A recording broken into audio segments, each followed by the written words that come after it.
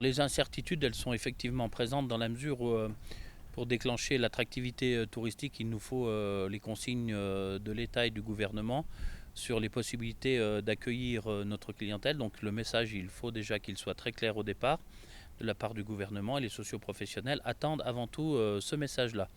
Ensuite, ils seront en capacité évidemment à s'adapter parce que les gens de la montagne s'adaptent à toutes les situations. Celle-ci, elle est complètement nouvelle.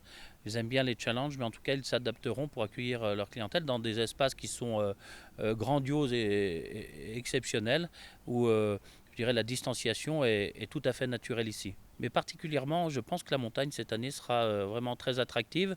Elle l'a démontré par le passé parce qu'elle était aussi en sous-fréquentée.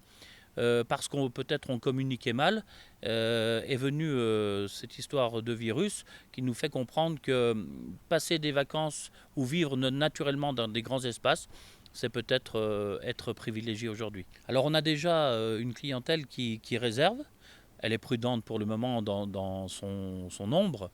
On a d'autres qui attendent le dernier moment parce que la montagne l'été se réserve aussi souvent au dernier moment.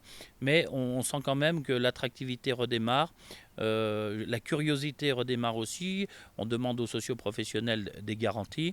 Mais de manière générale, à la fois les zones touristiques accueillantes et les clients sont en attente de messages et de consignes du gouvernement et de l'État précises et claires, parce qu'on ne peut pas non plus lancer un plan de communication ou décider d'un séjour sans consigne claire.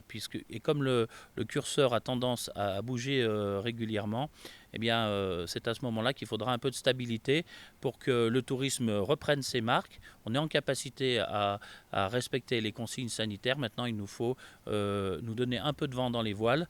Pour la montagne, ce qui est assez paradoxal, mais autour d'un lac, ça le fait bien aussi, pour qu'on puisse ensemble faire redémarrer cette économie touristique qui n'est pas négligeable en France.